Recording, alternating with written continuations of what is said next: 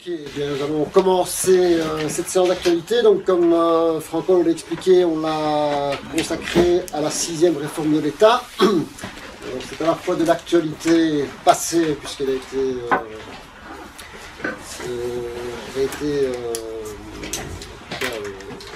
il y a eu un accord du gouvernement il y a déjà plusieurs mois. C'est de l'actualité parce qu'ils sont en train de la concrétiser et c'est aussi le futur puisque les conséquences de cette réforme de l'État vont commencer à se concrétiser à partir de 2014, voire de 2015, peut-être de 2016, en fonction de ce qui sera fait, pas près de ce qui sera fait dans les délais prescrits ou de ce qui sera postposé. Voilà, ça nous a semblé important d'aborder cette réforme de l'État.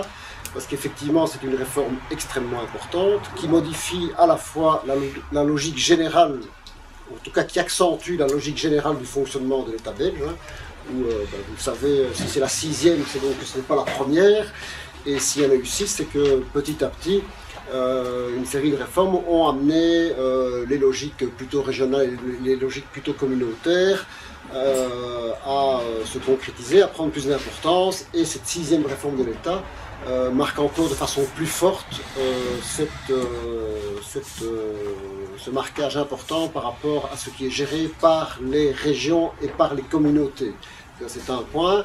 Et deuxième point, une série de matières importantes sont régionalisées, dont certaines qui touchent à la sacro-sainte sécurité sociale, qui jusqu'à présent était considérée comme le ciment, pas que, en tout cas comme un des ciments importants de l'État belge et un des éléments importants de la solidarité entre tous les citoyens, qu'ils soient du nord, du sud ou du centre du pays. Voilà.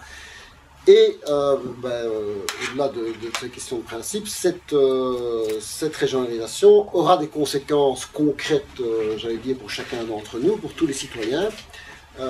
Et elle aura aussi des conséquences importantes en termes de gestion des régions et des communautés, puisque ce sont des montants extrêmement, à la fois ce sont des matières extrêmement importantes, et des montants extrêmement importants qui vont être régionalisés. Et donc ça pose plein de questions sur ce qui va être régionalisé, l'impact que ça va avoir sur les régions et sur les communautés, à la fois les impacts en termes de qu'est-ce que ça va changer concrètement par rapport à ces politiques, hein, parce que c'est pas juste un morceau qu'on déplace de pouvoir, ça va sans doute aussi, ou ça devrait avoir des modifications sur l'impact de la gestion de ces politiques. Ça va avoir aussi des conséquences.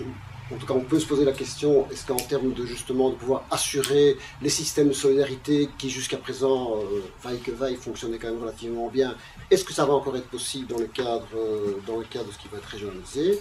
Voilà, donc toutes ces questions-là, ça nous paraissait des questions importantes, et donc nous avons invité Thierry Baudson, qui est secrétaire général de la FGTB Wallonne, et qui va nous à la fois faire un descriptif de ces mesures régionalisées et nous donner son point de vue sur la question, et après on pourra en débattre. Voilà, et je te passe la parole. Merci, désolé pour le retard, mais il y a une actualité brûlante, vous avez au niveau socio-économique, et je cours derrière ma montre depuis ce matin. Et donc l'introduction met vraiment bien en place l'importance de cette 6e réforme de l'État.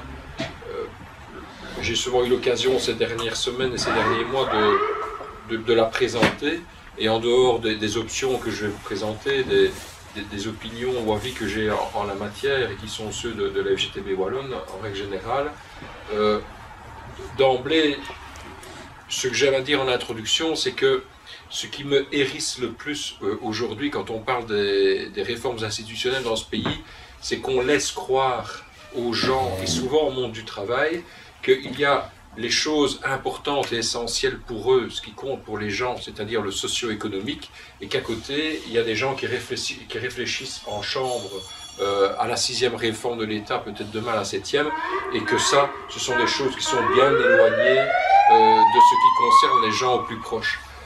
Et ça, c'est un raisonnement, et j'espère que s'il n'y avait qu'une chose à retenir de cette soirée, ce serait celle-là. C'est un raisonnement qui est éminemment faux, qui est dangereux, et qui est particulièrement dangereux, à mon sens, pour le monde du travail, de croire que comme ça, il y aurait une sorte de dichotomie et que ces deux questions politiques ne se rejoindraient jamais. Au contraire, et dans le cas de la 6e réforme de l'État, peut-être encore plus que les autres, quand on voit les matières qui sont transférées, ça aura un impact sur la vie des gens, des travailleurs, de leur naissance jusqu'à leur mort. On va essayer de le voir tout de suite.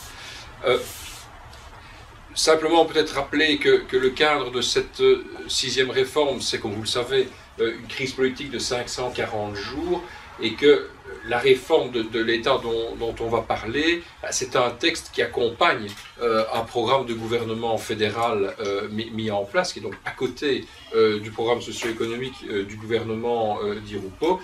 Et la 6e réforme de l'État était décomposée en 4 chapitres. Il y avait un chapitre sur le renouveau politique, le rôle du Sénat, etc. On n'en parlera pas ce soir. Un deuxième chapitre qui concernait BHV, comme vous savez, qui a été voté dans l'indifférence générale d'ailleurs, mais peu importe, ce chapitre 2 est maintenant coulé presque entièrement sous forme de loi, presque entièrement. Et puis il y avait un chapitre 3 et 4 qui concernait le chapitre 3, les transferts de compétences, et le chapitre 4, les lois, la modification des lois spéciales de financement. Et à ce niveau-là, un élément essentiel, je pense, dans l'explication que je vais vous donner, et certainement le débat qu'on va avoir dans la foulée, c'est qu'on aurait très bien pu avoir une 6e réforme de l'État qui était constituée exclusivement de transferts de compétences, ou on aurait très bien pu avoir une réforme de la loi spéciale de financement, mais on a décidé, dans le cadre de l'accord, qu'il y aurait les deux, à savoir les transferts de compétences et la modification de la loi spéciale de financement. La loi spéciale de financement, qui est donc la loi qui organise le financement des régions et communautés dans ce pays. Ça a son importance de le souligner parce que ça signifie, à mon sens, et de plus en plus au niveau politique, on rejoint notre interprétation, c'est qu'il y aura un jour J, certainement le 1er janvier 2015, où il faudra bien effectuer l'ensemble des transferts de compétences dont on va parler, qui sont les 3 gros paquets, marché du travail, allocation familiale et aide aux personnes, c'est-à-dire le petite partie des soins de santé, aide aux personnes et surtout aux personnes âgées. Ces 3 gros paquets vont devoir être transférés au moment où on met en application la modification de la loi spéciale de financement. On ne va pas pouvoir se dire, et ça c'est aussi un message à envoyer au monde du travail, oh bah tiens, 1er janvier 2015, on va être prêt pour les allocations familiales, et puis au 1er janvier 2016, on sera prêt pour le transfert du marché du travail, et au 1er janvier 2017, on sera prêt pour les personnes âgées. Non, il faudra être prêt pour tout en même temps, au même moment, le même jour. Parce que le financement de ces matières transférées est un financement qui va se faire avec la modification de la loi spéciale de financement. Donc on ne pourra pas étaler dans le temps. La seule possibilité que je vois, mais qui est une possibilité politique et qui remet en cause l'accord politique, qui a été quand même dur à coucher, puisque c'était après les 541 jours de crise, ce serait de se dire, bon, on transfère tout au jour J, le 1er janvier 2015, et pour ce qui concerne les allocations familiales, je pense à cela parce que en termes de complexité administrative, c'est peut-être le paquet le plus complexe administrativement, peut-être pas politiquement. On transfère aussi et on laisse les outils fédéraux gérer administrativement la matière. Ça, c'est quelque chose qui pourrait être imaginé politiquement de façon à quand même opérer le transfert des 3 blocs de matière en même temps que la mise en application de la loi spéciale de financement. Le gros de la modification de la loi spéciale de financement, c'est de dire, en gros, on pourra après en discuter, c'est de dire les compétences qui sont les compétences actuellement à l'intérieur des régions vont être financées avec l'autonomie fiscale qui est accrue, avec une loi spéciale de financement qui est basée sur la capacité fiscale des régions et avec derrière des compensations clés qu'on appelait clés de solidarité et clés de transition. Et les matières nouvellement transférées vont être transférées avec les budgets qui sont aujourd'hui consacrés à ces matières-là au niveau fédéral. Et donc, ça va être le mécanisme de fonctionnement des régions et communautés qui va être donc organisé en deux, suivant que ce sont les parties actuellement à l'intérieur des régions ou communautés et les parties qui vont être transférées aux régions et communautés. Donc, vous voyez la complexité de la matière et l'impossibilité, j'ai envie de dire politique, vu la crise, et même technique, de se dire on va étaler dans le temps ces transferts-là parce que c'est compliqué. Non, il va falloir être prêt, un beau jour à le faire et faire le grand saut. Grand saut qui pourrait être un grand saut dans l'aventure politique et un grand saut dans l'aventure administrative et donc pour les gens, parce qu'on parle quand même par exemple du paiement des allocations familiales et aujourd'hui les allocations familiales c'est un machin qui fonctionne assez bien. Assez rares sont les gens qui ne perçoivent pas leurs allocations familiales à temps et à heure, c'est souvent le bon montant qu'on perçoit. Même quand on change d'employeur, même quand on perd son boulot ou que sais-je, ça fonctionne assez bien ce machin-là, ce gros machin, les allocations familiales.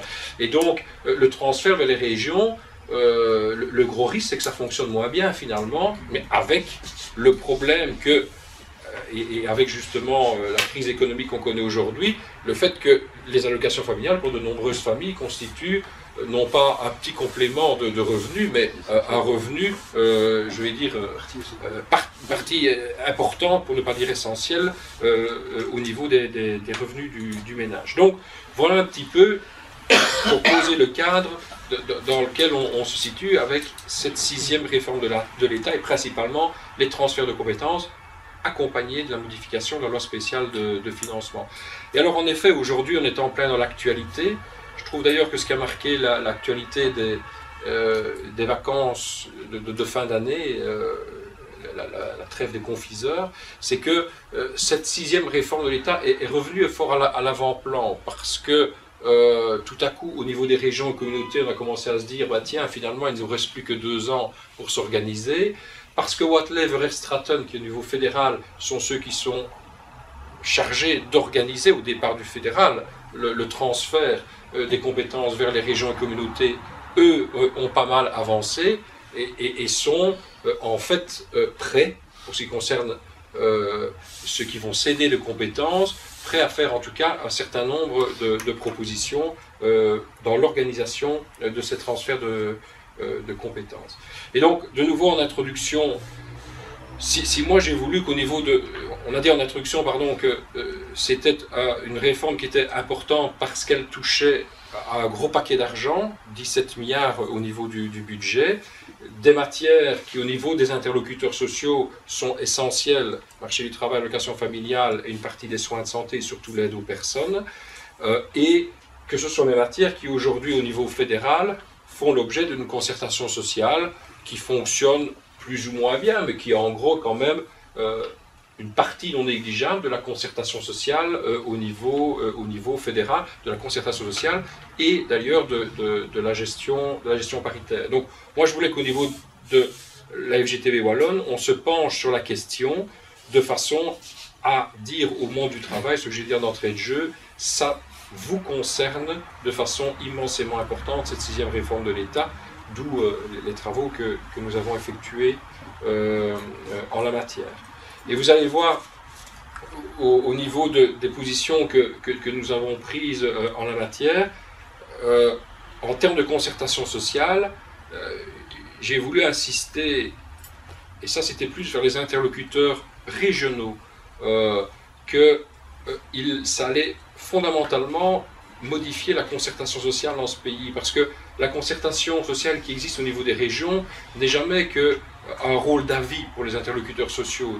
Au sein des conseils économiques et sociaux, Flandre, Wallonie, Bruxelles, on rend des avis, souvent ce sont les gouvernements régionaux qui demandent l'avis aux interlocuteurs sociaux sur les matières et les modifications en matière de politique régionale, mais ça s'arrête à ça.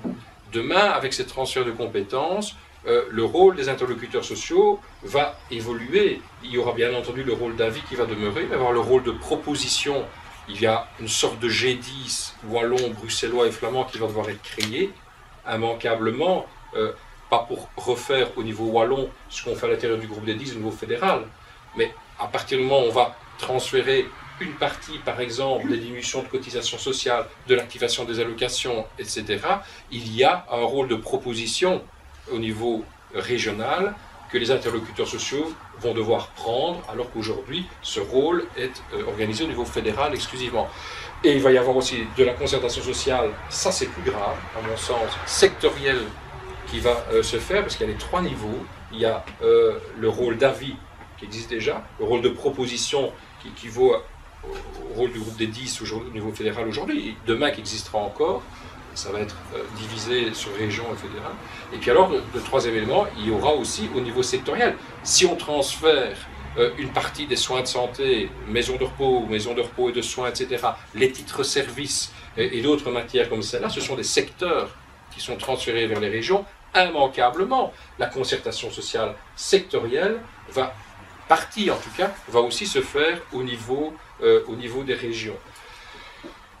Et au niveau de la gestion paritaire, de la même façon, si on transfère les allocations familiales, par exemple, et aujourd'hui le fait régional est en train de s'affirmer de plus en plus, je vais y revenir, tout le monde sait que je suis un régionaliste convaincu, mais j'aurai l'occasion ici de m'expliquer là-dessus. Mais à partir du moment où on transfère les allocations familiales vers les régions, l'importance et l'intérêt pour les interlocuteurs sociaux, c'est que au niveau des régions, on reproduise au minimum la gestion paritaire qui est organisée au niveau fédéral aujourd'hui. Aujourd'hui, au sein de l'ONAFTS, c'est une gestion paritaire et c'est là-bas que la concertation sociale se fait sur les allocations familiales. Si demain on envoie les allocations familiales vers les régions, pour moi au niveau wallon, il faut créer un OAFT, je ne peux pas le S derrière, je vais dire pourquoi après, un office wallon des allocations familiales au sein duquel, en gestion paritaire patron syndicat, on gère également la matière des allocations familiales. Parce qu'il faut pour moi y loger les allocations familiales, mais aussi y loger les compétences, par exemple du FESC, l'accueil des enfants dans l'extrascolaire, au niveau des accueils flexibles, etc., etc. Et une partie d'ailleurs de ces budgets qui sont aujourd'hui au sein de l'ONE, les regrouper à l'intérieur des offices régionaux d'allocations familiales qui, à mon sens, doivent gérer paritairement les allocations familiales, l'accueil des enfants, les crèches et ainsi de suite, pour permettre aux interlocuteurs sociaux d'orienter ces politiques-là en fonction des demandes de flexibilité nouvelles des employeurs et autres. Donc, vous voyez, et à l'intérieur de ces nouveaux organismes d'intérêt public régionaux, va devoir s'organiser la gestion paritaire et la concertation sociale qui aujourd'hui est organisée au sein des OIP à un niveau fédéral. Voilà un peu l'ensemble des enjeux pour les interlocuteurs sociaux et pour les travailleurs qui touchent à ces matières qui sont transférées. Alors, dernier élément de contexte avant de passer en vue les 3 matières et sans être trop long, c'est aussi, comment dire, le fait d'envoyer un message au monde politique régional wallon et bruxellois, plus qu'au monde politique flamand, en parenthèse, que le transfert de ces compétences, si c'est quelque chose, et en effet que nous désirions moins au niveau wallon et bruxellois qu'au niveau flamand, ça c'est pas un secret, c'est fait. Moi, à l'intérieur de la FGTB, j'ai dû marteler pendant des mois en leur disant « Arrêtez de pleurer », et c'est pareil à la CLC, hein, arrêtez de pleurer sur le fait que on a transféré les allocations familiales, une partie des soins de santé vers les régions. Je peux pleurer avec vous encore pendant 20 ans, c'est fait. 541 jours de crise, on ne reviendra plus en arrière. C'est fait. Qu'on aime ou qu'on n'aime pas, qu'on y adhère ou qu'on n'y adhère pas, maintenant qu'on est devant, il faut qu'on s'organise et qu'on essaye de ne pas perdre la main en tant qu'interlocuteurs sociaux.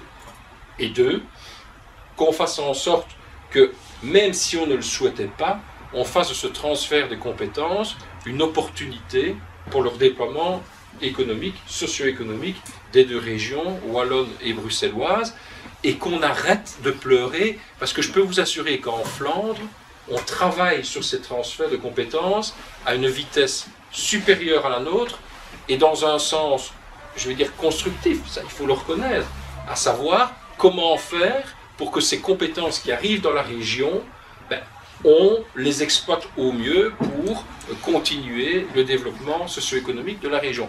On doit faire pareil au niveau des régions. Je pense que la pièce est en train de tomber au niveau des mondes politiques régionaux wallons et bruxellois, mais malheureusement qu'on a perdu des mois et des mois, qu'il a fallu faire son deuil quelque part d'une réalité politique de laquelle on ne sortirait pas. En sachant, et ça c'est une particularité plus wallonne que par rapport aux deux autres régions, que la loi spéciale de financement fait perdre des moyens à la région wallonne par rapport aux autres régions. Pour deux raisons.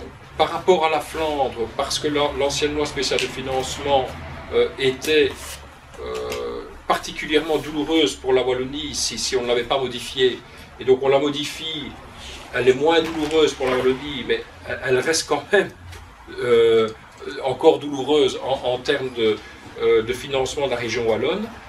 Et la différence entre Wallonie et Bruxelles ne tient qu'à un seul fait, c'est les allocations familiales, où là, la clé de répartition des moyens transférés vers les communautés, mais vous savez que c'est en fait transféré finalement vers les régions via le mécanisme de la COCOM, c'est que la clé de répartition tient compte du nombre d'enfants de 0 à 18 ans dans chacune des régions. Or, en région bruxelloise, il se fait qu'il y a beaucoup d'enfants qui ne relèvent pas des allocations familiales aujourd'hui fédérales, parce que c'est les enfants des fonctionnaires européens, et il y en a quand même un certain nombre. Or, ils comptent dans la clé de répartition.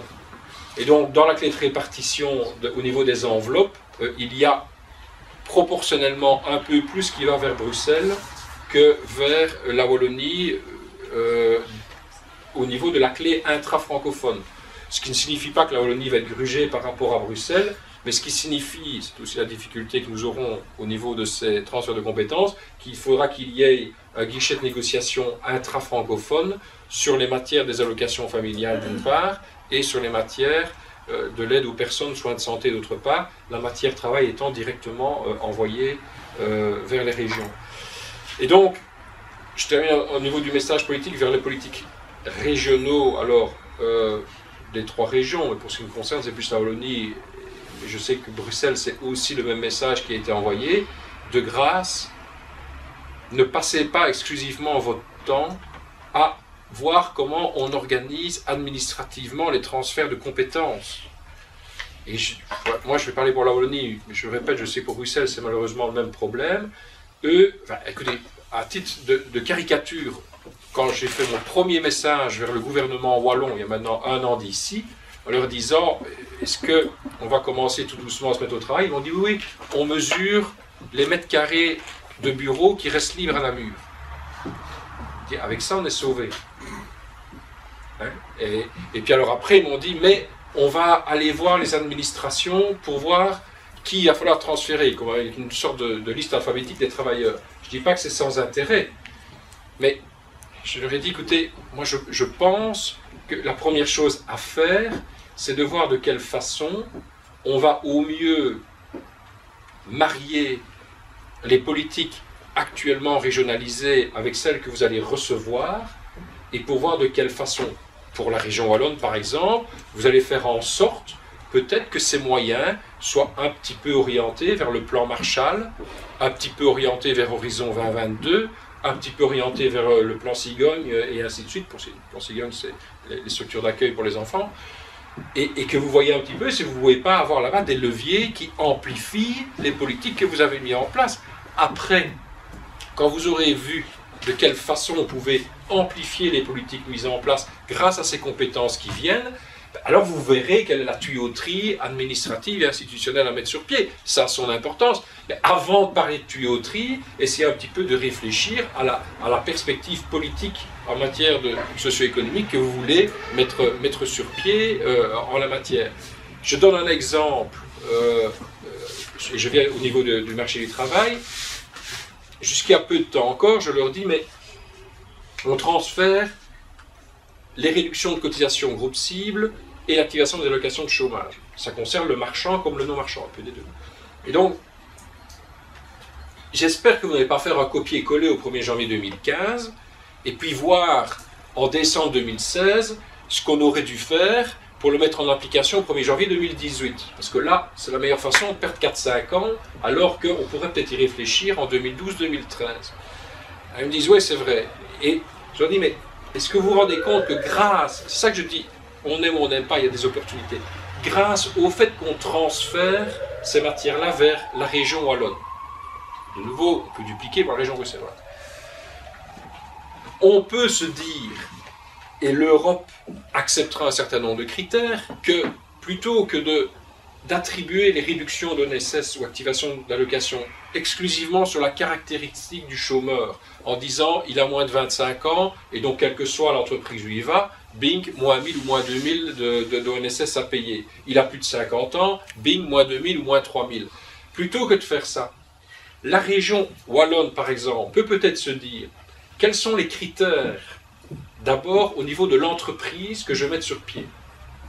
Alors évidemment, là, l'Europe va dire ah, on ne peut pas dire que ce genre d'aide va vers un secteur plutôt qu'un autre.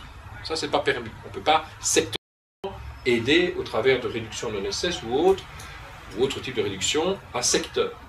Au niveau de la sacro-sainte concurrence européenne, ça ne va pas. Par contre, ce qu'on peut faire, c'est de dire une région, un secteur ou une entreprise, on peut pas dire un secteur, une entreprise qui remplirait tel critère de pourcentage en termes de recherche et développement, tel critère de pourcentage d'investissement au niveau des travailleurs, formation des travailleurs, tel critère, tel ratio entre le compte rémunération et le compte chiffre d'affaires, ou le compte rémunération et le compte bénéfice, qui remplit ces ratios-là. Seules ces entreprises-là sont éligibles pour pouvoir ensuite avoir des réductions de l'ONSS pour des travailleurs qui remplissent tel ou tel type de caractéristiques. Qu'est-ce qui se passe si vous faites ça? Vous savez, moi je peux vous mettre ici tout de suite le ratio à mettre sur pied pour éliminer les banques et les assurances. Ça, c'est facile comme tout. Elles ont toutes le même ratio. Je peux vous dire quel est le ratio à mettre sur pied pour qu'il n'y ait que le bâtiment qui en profite. Ou quasi. Ça, d'un point de vue économique, je ne vais pas dire que c'est ça comme bonjour, mais les secteurs d'activité ont un certain type de ratio. Et de nouveau, mais ont certains types de ratios au niveau de leur comptabilité ou de leur pied de bilan qui reviennent incessamment. Et donc, vous pouvez, au niveau de la politique régionale, profiter de ce type de transfert-là pour faire en sorte de mieux utiliser les budgets en lien avec la politique de déploiement économique que vous avez mis sur pied. Au niveau de la Wallonie, le plan Marshall, c'est 5 pôles de compétitivité, des pôles de compétitivité qui sont secteurs d'activité économique. Eh bien, on met sur pied les ratios qu'il faut si on souhaite faire ça. On pourra souhaiter faire d'autres choses. Mais si on souhaite renforcer les pôles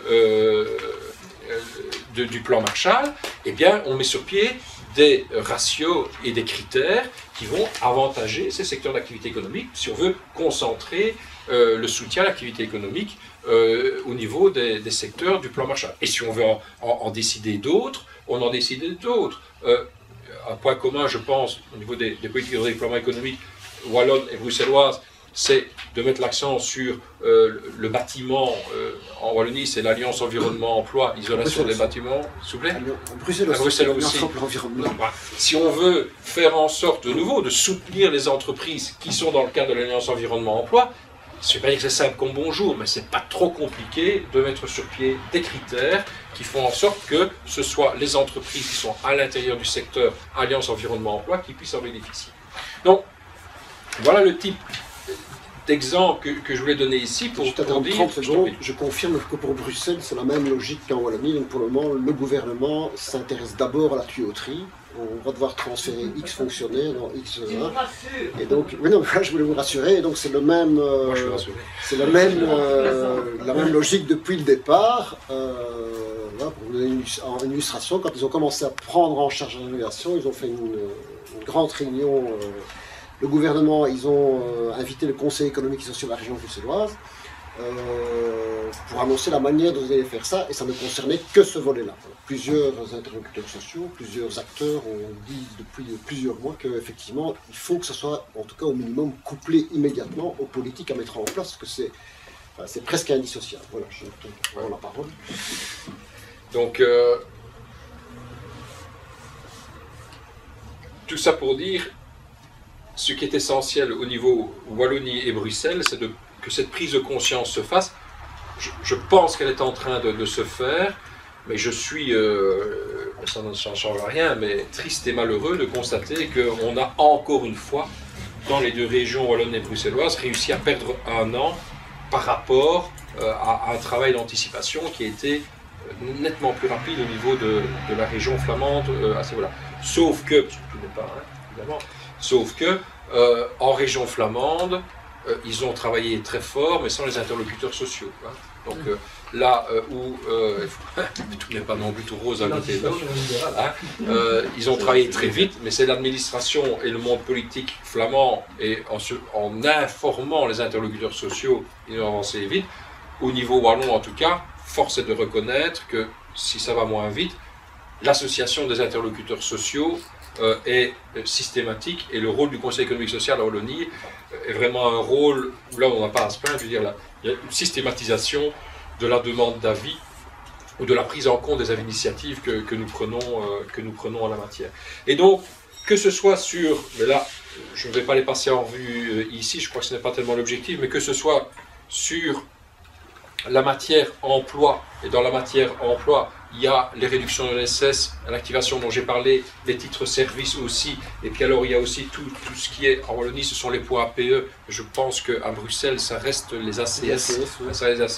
Ça, c'est les gros paquets à l'intérieur du marché du travail qui sont transférés, mais où vous avez compris que, notamment sur le non-marchand, il est essentiel pour les interlocuteurs sociaux d'avoir un travail d'anticipation en la matière. Pour les allocations familiales, j'en ai déjà parlé longuement, l'association des interlocuteurs sociaux, de façon aussi à intégrer là-dedans, au-delà de l'aspect allocation familiale pure, tout ce qui est l'accueil des enfants, structure d'accueil des enfants et autres.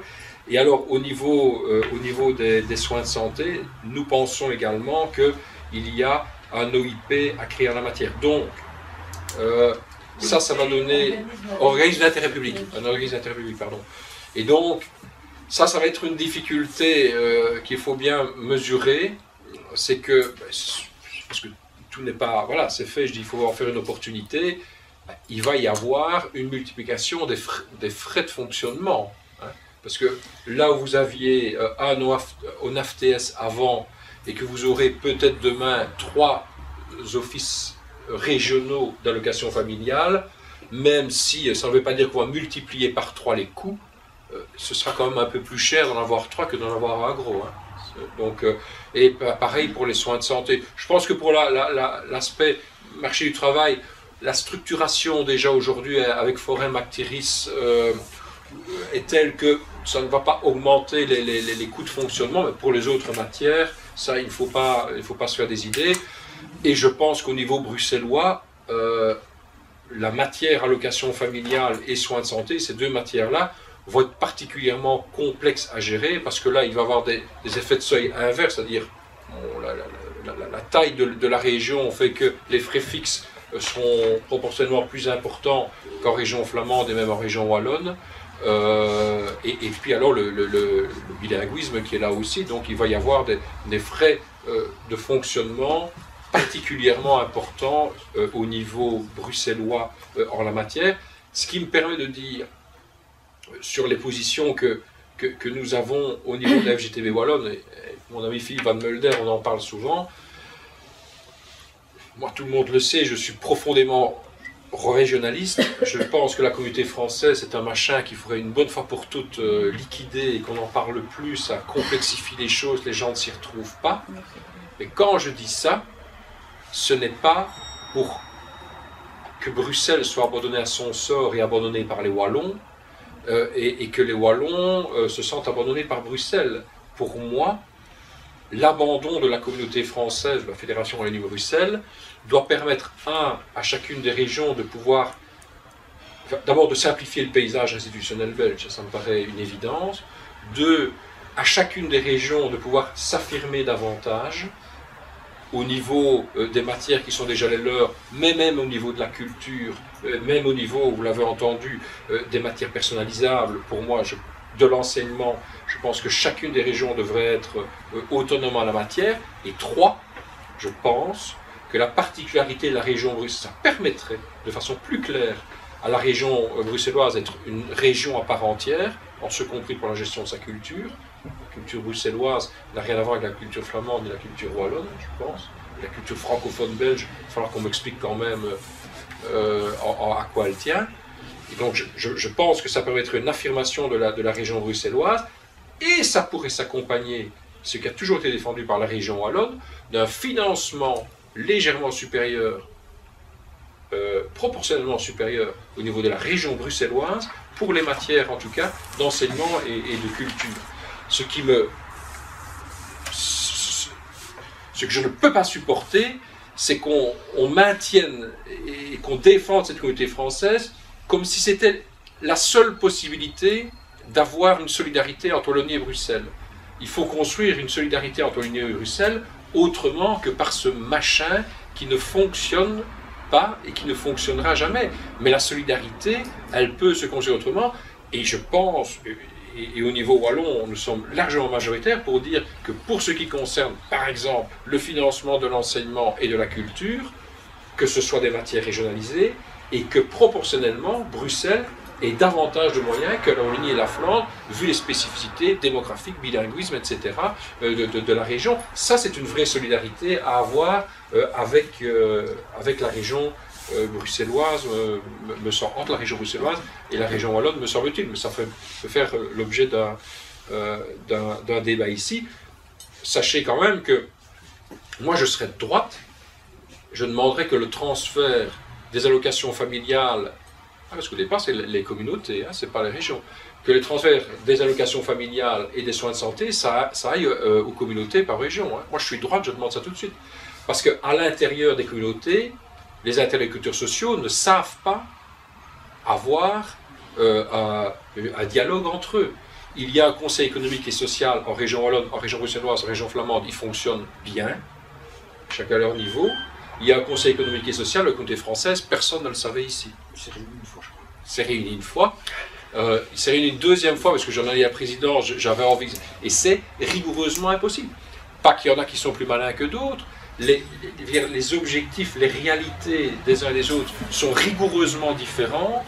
Les interlocuteurs sociaux bruxellois se parlent entre eux sur les matières économiques et autres, voilà, les Wallons et les Flamands, et puis tout à coup, on voudrait que les francophones de ce pays se mettent ensemble pour parler d'enseignement. Mais ça ne va pas, évidemment. Ça ne peut pas aller, ce machin-là. L'enseignement bruxellois a des défis qui sont rigoureusement différents des défis de l'enseignement wallon. En Wallonie, l'énorme problème, avec un problème économique, c'est qu'on ne parvient pas à avoir des jeunes qui entrent soit dans les filières techniques et professionnelles, soit dans un certain nombre de filières scientifiques avec de l'enseignement supérieur de type cours, quoi. On pleure pour avoir ce qu'on appelait des laborantins de montant ou que sais-je, il n'y en a pas assez, et on ne sait pas organiser ce manque à l'intérieur de l'enseignement de la communauté française. Et je pense qu'il y a d'autres défis au niveau de l'enseignement bruxellois qui aujourd'hui ne sont pas rencontrés en la matière. Mais je termine avec ça pour dire que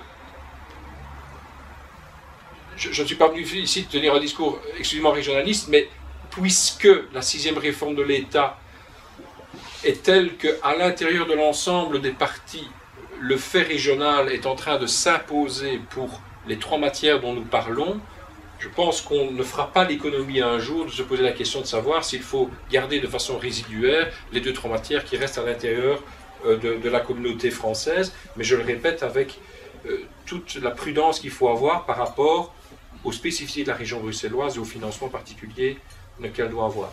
Et donc, c'est pour ça que nous avons, au niveau de la FGTB wallonne, quand on a fait tout le travail de prise de position sur cette 6e réforme de l'État et sur les transferts de compétences, on n'a pas voulu compiler nos positions simplement en disant qu'est-ce qu'on fait sur l'éducation familiale, qu'est-ce qu'on fait sur les titres de service, qu'est-ce qu'on fait sur la maison de repos et de soins, mais nous avons systématiquement, comment dire, conjugué nos positions en disant la relance par l'accueil des enfants, la relance par le non-marchand, la relance par la formation.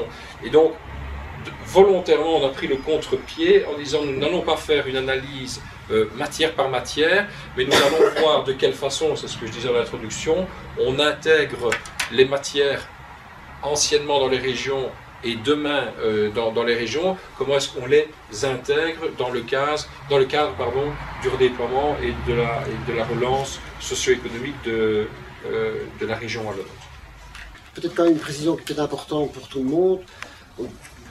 Dans les matières qui sont régionalisées, en tout cas une partie des matières, notamment les matières d'aide à l'emploi, c'est donc bien la matière qui est régionalisée.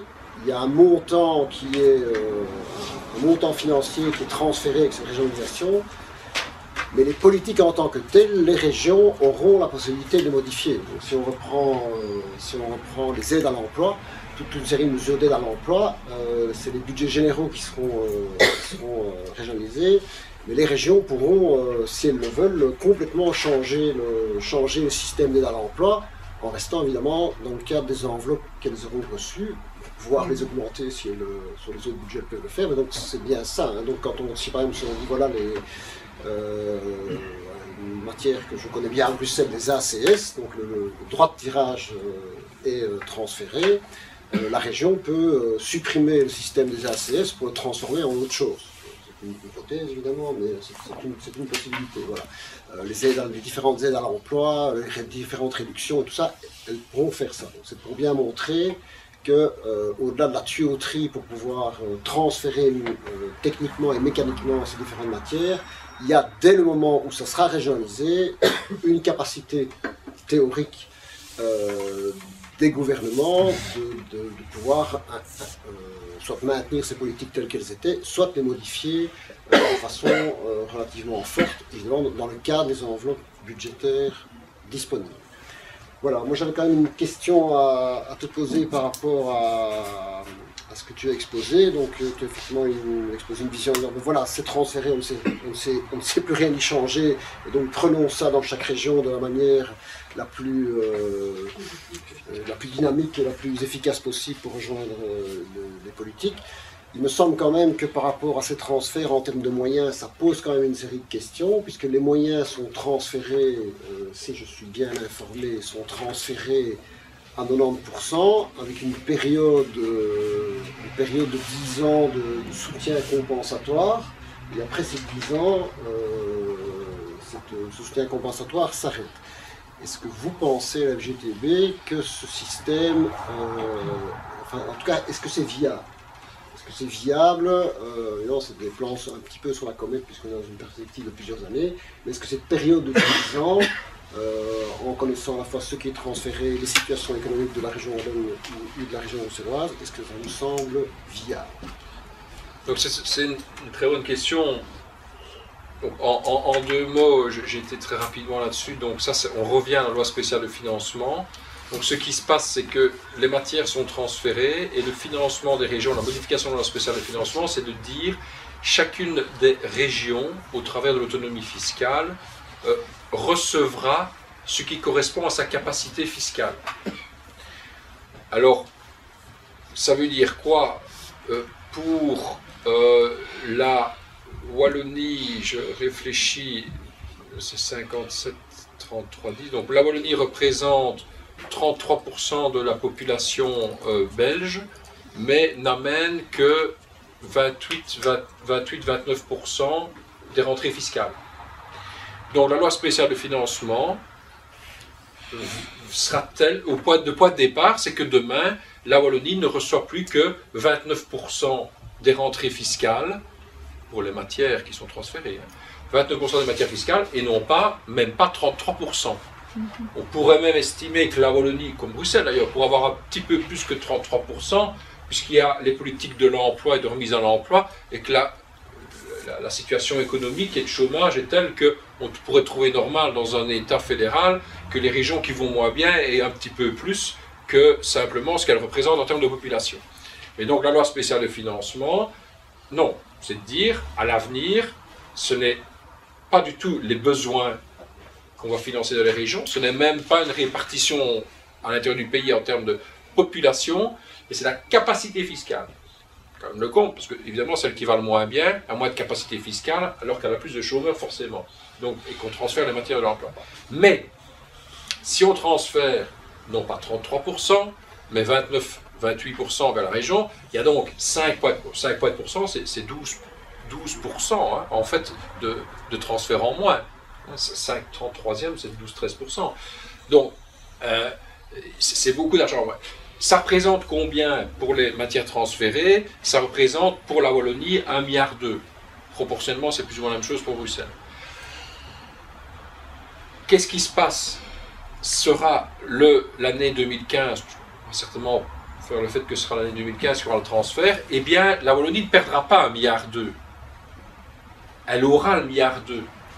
Parce qu'il va y avoir un socle de solidarité de 600 millions, pour faire simple, j'arrondis les chiffres, et un socle de transition de 600 millions qui viennent s'ajouter à la capacité fiscale de la Wallonie, et donc l'année 2015, elle aura 100% et non pas 90%.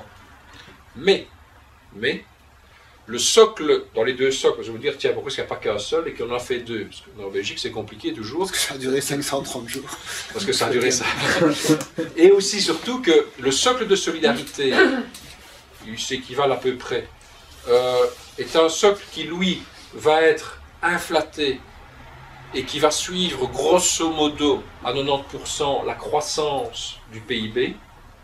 Donc cette enveloppe-là va correspondre à quelque chose qui va évoluer dans le temps plus ou moins correctement, mais la seconde enveloppe de transition, les 600 millions, ça c'est une enveloppe qui va être fermée, ni inflatée, ni liée à la croissance, et rien du tout. 600 millions en 2015, ça vaut 450, peut-être moins, en 2025. Évidemment, peut-être 400 en 2025, ça dépend de l'inflation et tout ça, la croissance et autres. Et donc, voilà la quadrature du cercle. Et alors, dernier élément, c'est que quand on a passé une période de 10 ans, ce socle de transition, la moitié de la solidarité, si vous voulez, à partir de l'année 11, il va diminuer de 10% chaque année jusqu'à la 20e année. Et puis, terminé, plus rien. Et donc, je reviens alors à la question. Oui, le défi pour la Wallonie et Bruxelles, c'est que non seulement on nous transfère, pour ce qui concerne le marché du travail en tout cas, des matières où nous sommes surconsommateurs aujourd'hui par la réalité socio-économique des deux régions par rapport à la Flandre, on va nous transférer déjà dès le départ une enveloppe qui sera inférieure à ce que nous consommons aujourd'hui à l'intérieur du budget fédéral, et au fur et à mesure que le temps va passer, cette enveloppe va s'éroder assez rapidement les 10 premières années et très rapidement les 10 suivantes, et nous aurons en principe à encore assurer les APE, ACS, les titres-services, les réductions NSS, et en voiture, voilà. Donc, pour le dire autrement, prenons rien que les titres-services, dans la situation qui nous est présentée, dès l'année 2016, pour Wallonie et pour Bruxelles, il faudra se dire, est-ce qu'on, à l'intérieur du budget des régions, est-ce qu'on transfère un petit peu plus vers les titres-services pour maintenir encore le volume d'emploi titres-services? N'oubliez pas qu'il y a l'enveloppe titres-services qui est envoyée, mais il y a aussi les coûts des réductions fiscales qui est envoyée, mais qui est figée. Donc, si les titres-services augmentent dans une région, le transfert des coûts des déductions fiscales quand on achète un titre-service, il est figé. Donc, plus vous allez avoir le nombre de titres-services qui augmente, plus vous allez avoir des déductions fiscales à charge de la région et non plus à charge du fédéral. Je pense que je me fais bien comprendre. Si vous avez 10 de réductions fiscales qui est envoyées vers la région et que la région a son nombre de titres-services qui augmente, elle a deux problèmes. D'abord, son budget pour le paiement des titres-services ne va pas augmenter, et deuxièmement, son coût de la déduction fiscale, elle va devoir le prendre sur ses deniers, et non pas, il n'y aura que 10 qui seront pris sur les deniers du fédéral. Donc vous voyez la difficulté dans laquelle on se trouve par rapport à un budget transféré donc, qui n'est pas complet, et dès le départ, on va devoir se dire, bah, tiens, et sur la même question à Bruxelles et à Wallonie, est-ce que je transfère un petit peu des ACS, APE vers les titres-services pour maintenir le volume d'emploi en titres-services, ou est-ce que je dis aux utilisateurs de titres-services, bah, ce n'est plus 8,50, ça va être 8,60, 8,65 pour s'en sortir, avec le risque de retour au travail en noir que ça peut présenter quand vous passez un seuil, hein, c'est un peu le problème, ou est-ce qu'on va se dire, bah, on va pas faire la même réduction fiscale, on va un peu la diminuer, comme ça coûtera moins cher. Ce sont des questions que dès 2016, il faudra qu'on se pose, en effet, puisque les budgets transférés seront, dès l'année 2, insuffisants par rapport aux matières transférées. Donc ce n'est bien que 17 milliards qui sont transférés. En gros, les allocations familiales, c'est 5,5 milliards, par exemple. La matière chômage, enfin la matière emploi transférée, c'est de l'ordre de 4,5, un petit peu plus. Oui, je vais te dire pourquoi ce n'est que 4,5, un tout petit peu plus, 5 je vais dire. Et puis alors le solde, maison de repos, maison de repos et de soins, c'est les 4,5. Donc ça fait, oui, c'est 5,5, 5,5, 5,5, 5,5, 4, 5,5, 5,5, 4,5, quelque chose comme ça. Et puis alors, il y a quelques matières résiduelles dont je n'ai pas parlé. Tu as parlé du FIPI notamment. Il y a encore 2-3 matières pour arriver aux 17 milliards. Mais donc, tu es en gros à, je dis 5,5, 5,5, 4,8, et puis alors des matières résiduelles. Donc les allocations familiales, c'est 5,5. Alors pourquoi est-ce que c'est pas le chômage qui est transféré, le gros qui est transféré, c'est les APE, ACS. La gestion des allocations de chômage n'est pas transférée. Non, la gestion des allocations familiales n'est pas transférée. Hein, c'est le contrôle. C'est le contrôle qui est, c'est le volet contrôle qui est transféré. Donc en soi, c'est pas un budget énorme. Donc c'est rien du tout. Donc ce qui détermine les critères d'accès au chômage, ça reste fédéral. Le paiement des allocations de chômage reste fédéral. Enfin, les budgets restent fédéral. C'est le contrôle qui est transféré et les mesures d'emploi qui sont parlées. Donc le gros du budget, les 5,5, c'est les titres de service, les APE et les réductions de cotisation qui font les 5,5. Mais sur l'aspect chômage, c'est rien du tout. C'est les 300 facilitateurs au NEM, quoi. Et puis c'est tout. C'est pas grand chose en budget, c'est effectivement par rapport à ta question suivante, mais par contre en termes d'impact de la gestion de l'activation contrôlée ou du contrôle activé, c'est autre chose. Et c'est vrai que ça pose politiquement un problème, dans le sens que il y a là, je vais dire, une frontière, parce que dans le sens qu'au niveau du contrôle de la disponibilité qui est renvoyé vers les régions vont faire le contrôle de la disponibilité. Nous, au niveau de la UGTB Wallonne, nous pensons qu'il faut que ce soit un organisme différent du Forem, que ce ne soit pas le Forem qui fasse à la fois l'accompagnement et à la fois le contrôle de la disponibilité, parce que pour les gens, de nouveau, on va entrer dans la confusion la plus totale à notre sens. Donc, je pense que ça doit être un organisme différent du Forem qui le fasse, mais quoi qu'il en soit, l'organisme régional qui va le faire va devoir envoyer une information négative vers l'ONEM lorsque ça ne s'est pas bien passé, et sur base de l'information négative, il faudra, l'ONEM va prendre une sanction. Même si c'est l'ONEM qui prend la sanction, le paiement de l'allocation de chômage reste fédéral, mais le fédéral va prendre une action, qui est une sanction, sur base d'une information qui viendra des régions. Il y aura donc un accord de coopération à mettre sur pied entre les régions et l'État fédéral pour qu'il y ait une harmonisation dans le type d'information envoyée par les régions vers le fédéral, qui n'est pas une région qui fasse de l'excès de zèle par rapport aux autres et vice-versa. Et donc ça, c'est l'accord de coopération qui devra le faire. Mais en termes de budget, donc politiquement, ce n'est pas mince, parce qu'on flirte quand même, c'est ce que la NVA cherchait, hein, c'était qu'on aille le plus loin possible et que finalement les régions empiètent sur les conditions d'admission au chômage, ce qui était vraiment la première façon d'égratiner le caractère fédéral de l'assurance chômage. Ici, on est donc uniquement dans le contrôle de la disponibilité, mais avec le fait que quand même les régions vont avoir une influence sur le non-paiement d'allocations de chômage effectué par le fédéral, mais ça représente 300 facilitateurs ONEM qui vont passer dans les régions. Donc ça c'est sur les budgets. Par contre sur les budgets, pour en terminer avec ça, il y a des choses qui restent dans le flou artistique le plus complet, qui d'un point de vue économique c'est une véritable catastrophe. Hein. Les déductions fiscales pour les travaux dans les maisons, que ce soit la construction, l'achat, tout ce qui est les déductions hypothécaires, aujourd'hui le fédéral n'a assuré que 40% de ces coûts-là transférés vers les régions. Moi je peux vous dire que pour les 2 régions dont on parle ce soir, elles sont incapables de continuer à assurer la moindre déduction fiscale supplémentaire, que ce soit pour isoler, pour construire, pour acheter, elles sont incapables, on ne leur transfère que 40-50%. Et aujourd'hui en région wallonne, moi j'ai la fédération patronale du bâtiment, les patrons du bâtiment qui me disent on commence à sentir les effets. Ben oui, vous avez des jeunes ou moins jeunes qui se disent je vais entrer dans un projet de construire, d'acheter, de rénover ou qu'est-ce que je sais, et si on va voir le banquier et qu'il est un peu honnête, il y en a peut-être 2-3, il va dire ben, objectivement, je ne peux pas vous assurer que vous aurez les déductions fiscales qui existent aujourd'hui au niveau fédéral. Ouais, pour les gens, quand vous faites des travaux de rénovation ou autres, la déduction fiscale fait évidemment partie du calcul. Alors, vous allez me dire, bon, c'est déduction fiscale, ok, mais ça veut dire que le secteur du bâtiment, pour le moment, il commence à le ressentir. Hein, parce que vous allez avoir de moins en moins de gens qui vont entrer dans des projets comme ça, avec toute la répercussion que ça a sur le secteur du bâtiment, tant qu'on n'a pas levé ce voile, cette ombre en la matière.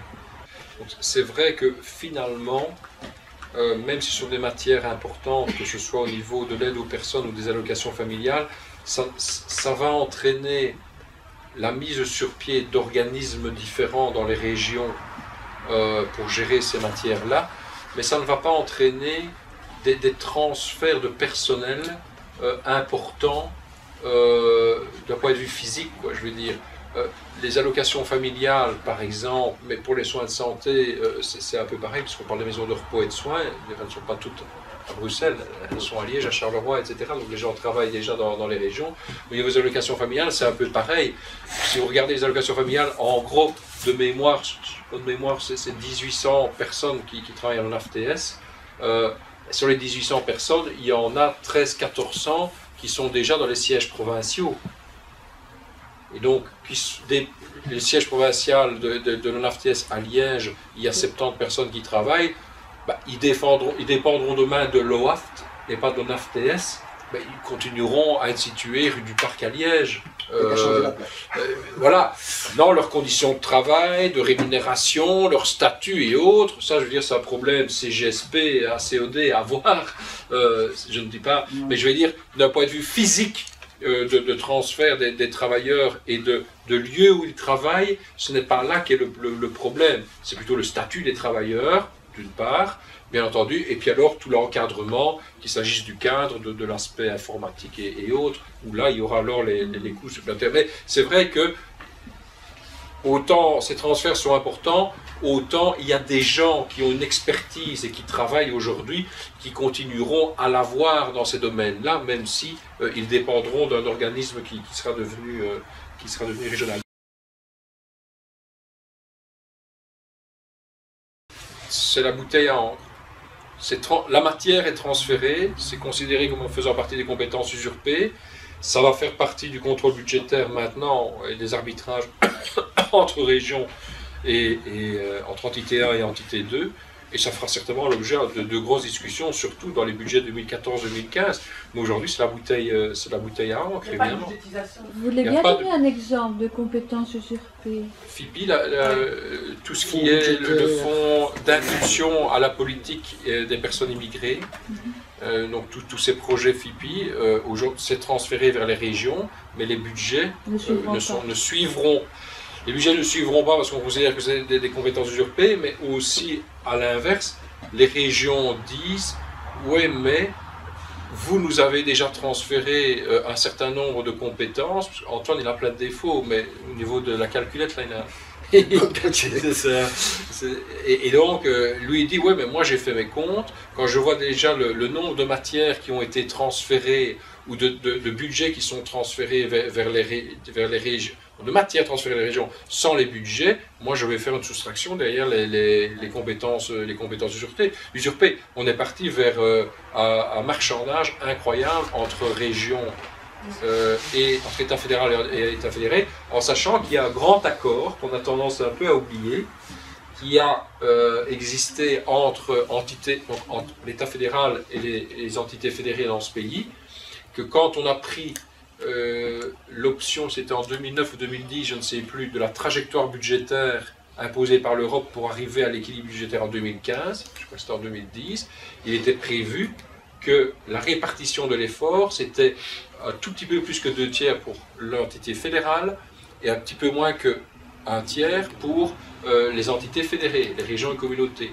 Or, aujourd'hui, force est de reconnaître que c'est l'État fédéral qui a pris plus en charge que les régions et communautés. Alors le problème, c'est que là on est dans tout un problème des budgets entre entité 1 et entité 2 de ce pays, c'est que les régions et communautés disent oui, mais si on regarde les comptes et la comptabilité, c'est vrai que c'est l'État fédéral qui prend plus en charge les efforts pour arriver à l'équilibre budgétaire en 2015, mais à l'inverse, vous nous envoyez des charges financières supplémentaires que vous ne comptabilisez pas. Un exemple qu'on prendra tous ici, à chaque fois qu'on exclut un chômeur, c'est une charge financière qui est envoyée vers les régions et qui n'est pas comptabilisée dans la trajectoire budgétaire 2015. C'est dégueulasse de parler des chômeurs comme ça, je sais bien, mais s'il vous plaît. Vers les communes, mais c'est-à-dire vers les... Mais ce sont des budgets régionaux. Hein. Et fédéral, jusqu'à maintenant, l'intégration sociale, c'est... Entre 60 et 75%. Hein. 60 à 75%, la région 60 est renvoyée vers l'entité 1, mais tu as 25 à 30% qui restent à charge vraiment des régions. Hein, okay. Oui. De l'entité 2.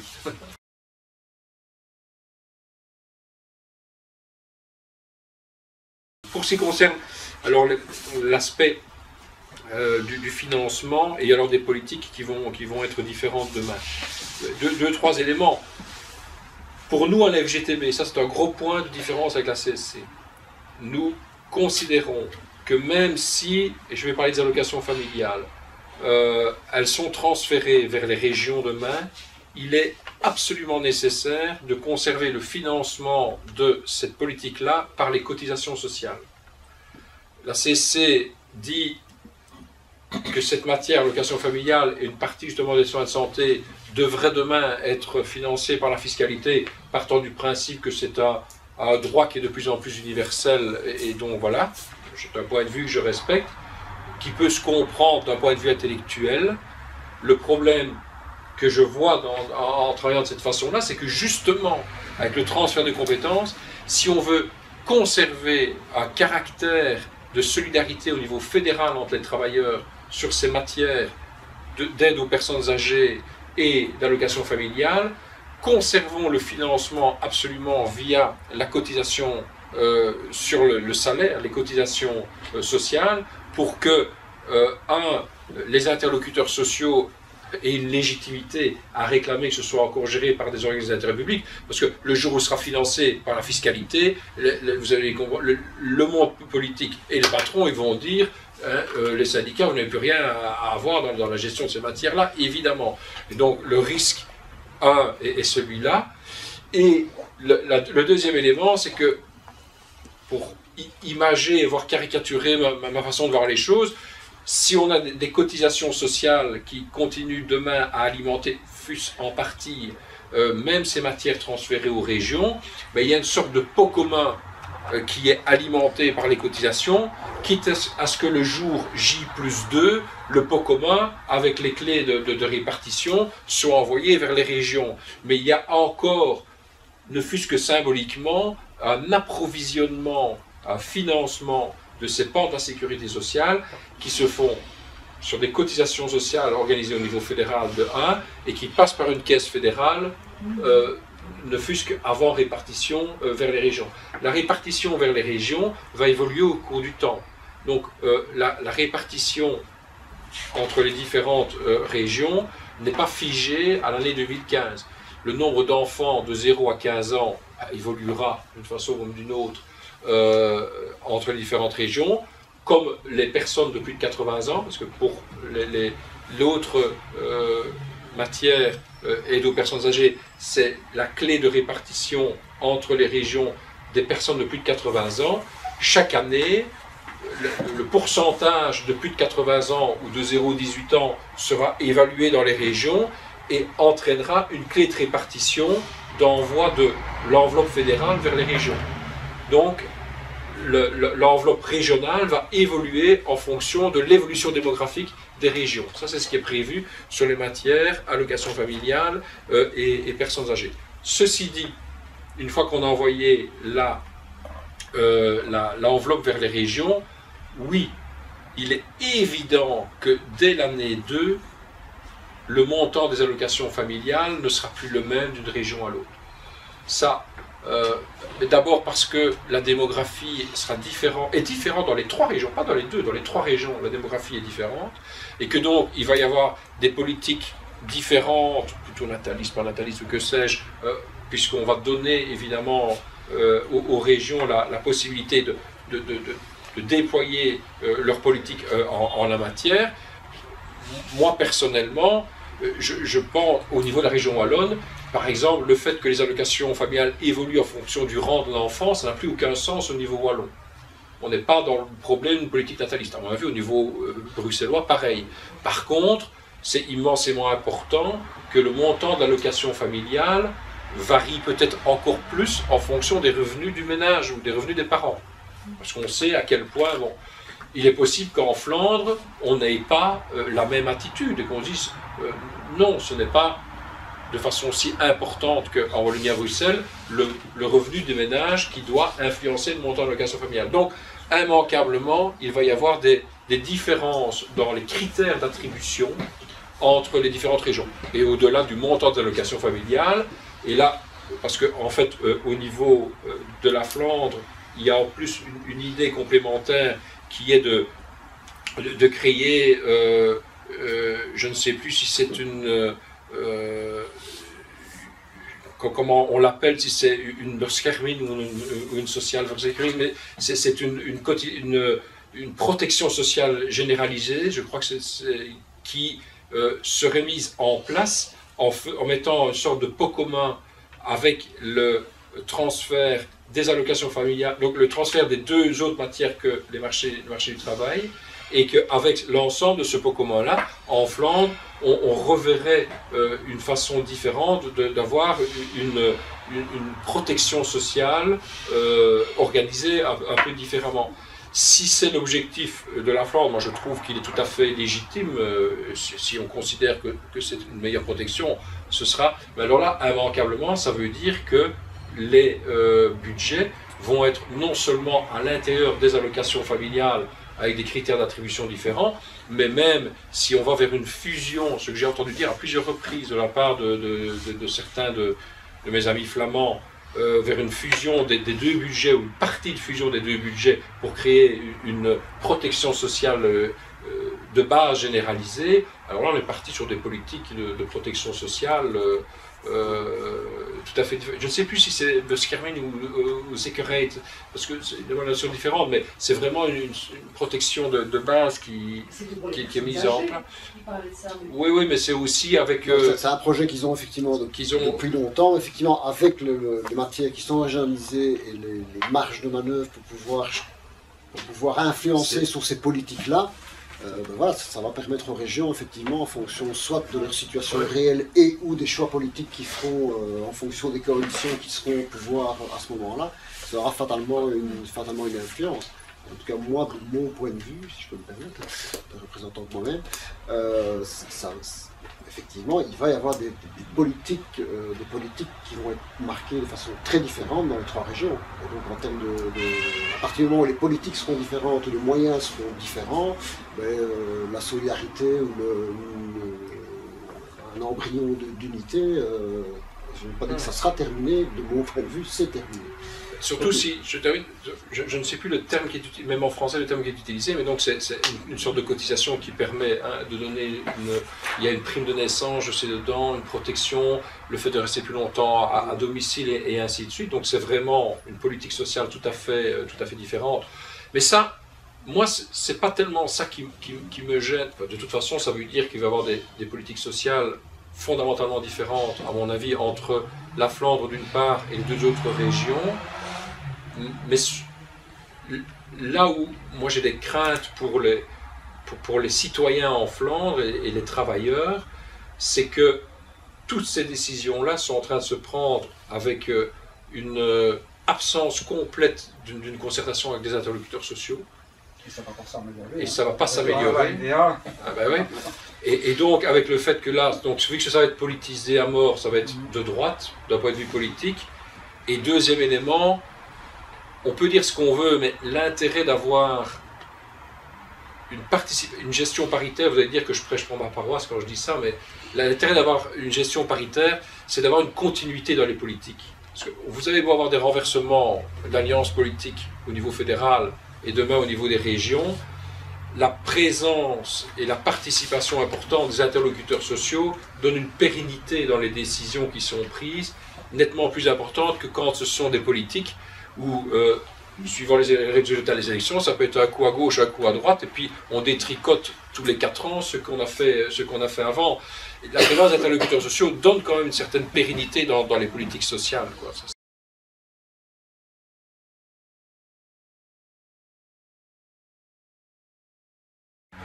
Elle ne pourra pas. Il y a l'accord de coopération. Hein. Oui, il y a un filet de sécurité qui est l'accord de coopération. Donc le corps de coopération, pour le dire de façon un peu simplifiée, c'est quoi? C'est qu'il va y avoir une sorte de, comment dire, de grille de lecture ou de socle de grille de lecture qui devrait être commun aux 3 régions. Donc pour le dire autrement, quelle que soit la région dans laquelle on est, quand on aura le contrôle de la disponibilité, il y aura un minimum de choses qui seront à imposer aux chômeurs, quelle que soit la région dans laquelle on est.